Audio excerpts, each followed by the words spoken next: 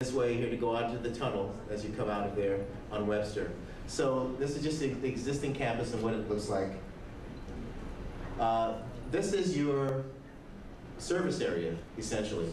For all the bay, you know, your campuses here, these are your primary service areas that you have for the campus. Oops, I jumped forward a little bit there. And this is just, we're looking at the zoning from the city zoning map. The zoning in and around the campus, the type of properties you have. Oh, I keep hitting the wrong button here, they're too close together. With your housing areas here, you've got your industrial locations are over here. You've got your neighborhood residential areas and your commercial that exist, and these are commercial areas exist across the street. So just so we understand the context of where you are with the campus here. And this is the assessment that was done of all the campus buildings. Basically, it's not as easy to read, but this is the key. And basically, the blue are the better quality buildings are in blue. So all of the best buildings are in blue, and there's not a lot of blue on your map there. And the worst buildings are in red. And the gray buildings are buildings that we didn't assess because these are portables, so we didn't assess the portables, and we did not assess building A because it's going through a modernization currently. So we assessed all the other buildings on campus, and based on our assessment, as well as the aviation facility was assessed as well. And based on our assessment that we did, these are the sort of the colors that came out. You see the red buildings are the ones that basically are in orange and red, or sort of in the worst condition, and the yellow buildings are kind of okay. You know, not great, but they're okay in condition. So this is this what you're referring to in terms of assessing the spaces? Yeah. So this is the assessment we did in terms of now. So that kind of begins to tell us what condition are the existing facilities in terms of then looking through for modernization or replacement, all those kind of things. Obviously, there was a desire on the part of the campus to replace buildings C and D, and our analysis actually confirmed that that building is a building that probably is in need of either major renovation and or replacement. Go back to this only because this is important to talk about, that this information drives a lot of the decision making in the facility master plan. One of the big things that we talk about replacing buildings and doing new spaces, and our reasons highlighted, is this whole idea of the laboratory space being 15,000 square feet more than you need. But again, that's not the type of space and what the space is, as Dan was saying. Just because it's 15,000 doesn't mean you don't have a need for lab space. This means the lab space you have is probably not useful for you in general. Can I ask a question about the last slide? Go back one more. Sure. At the top, you have inactive that's 22,000. What is that? Yeah, those are spaces either currently being remodeled or that aren't being used at all. It's mostly remodel space. So it's building A, is that what you're Building talking A. about? That's mostly building A, so you weren't able to assess that? Building A is not in the assessment at all? No, you can't do assessment for building A because it's undergoing modernization. Right. So it was not part of the equation. When it is done, we know that the administrative offices will be in there. You have a dental program that we're trying to work with the community. Whatever the future of that program is, it's going to be in there, some classrooms, so it's not part of this assessment. When it's completed in July, then we'll be able to bring the figures for that and put it as part of fusion calculations. Then the figures will be there.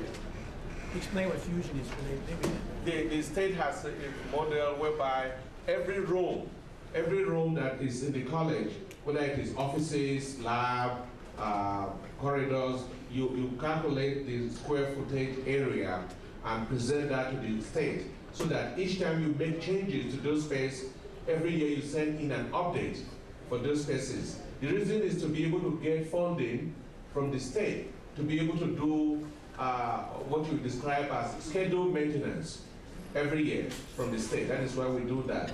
And also, they also use that data to be able to look at your FTEs every year and see if you are overbilled or underbilled. And if you do want funding from the state to augment your bond funding to build new facility or modernization, that is taken into consideration as to the amount of space you have. So all that information is computed and they are put in a program called Fusion that is maintained at Delta Community College by the state. And part of that process is just over Christmas break, launch companies actually walked all the spaces, updated that information, and so that the Fusion is now updated with the more accurate information. And they also analyze the space to look at, there's some spaces that might be classrooms, they might be labs, they're kind of in between spaces, and then they then put those spaces into the most advantageous category for the district, so the district can get better in a better funding position overall. So that's sort of that exercise has been done as part of this whole master plan process. That is like recoding.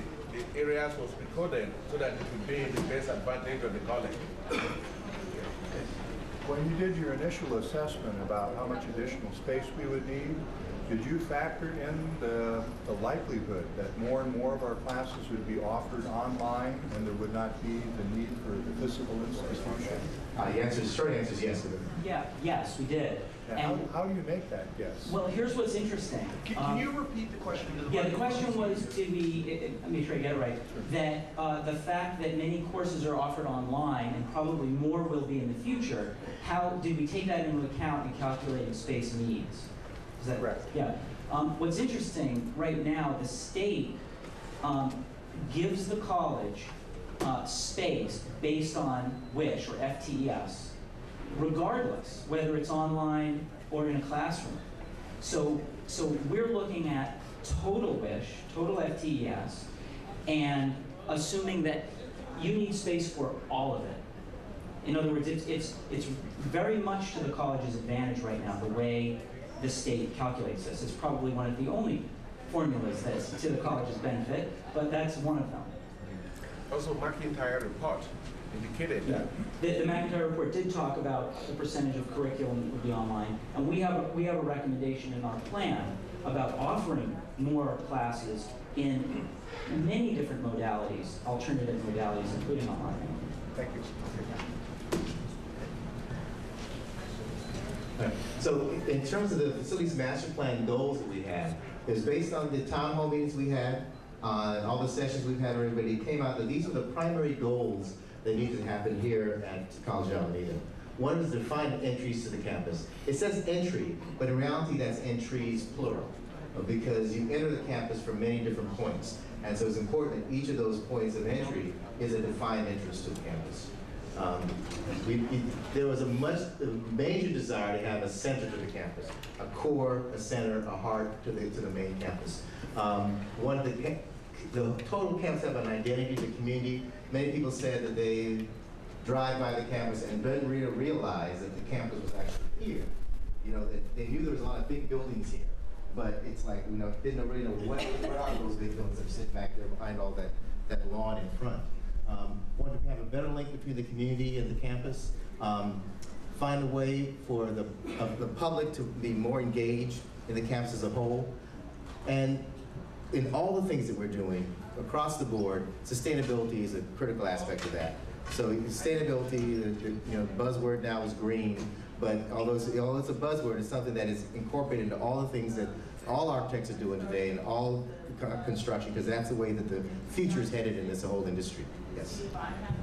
Along with the idea of integrating the college into the community, in your plan and the utilization of the space, did you include a factor for the public to park? For the public. Because it's nice to drive by it, but if you can't come in and park and utilize the facilities, you're not going to get an integration.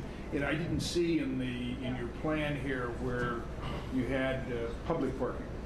Well, we didn't have public parking because the parking is primarily for the campus. That's a discussion that we've had ongoing relative to the public's use of parking and facilities. Because as you know, one of the things that the college is very good at is ticketing on the campus, on all the campuses. And so that is an issue that came up as part of discussions not only here, but other campuses too, is that if you want to engage the community, you want to invite the community to come onto the campus and be part of the campus community, then you can't be ticketing them all the time every time they roll on the campus. So that's sort of an operational issue that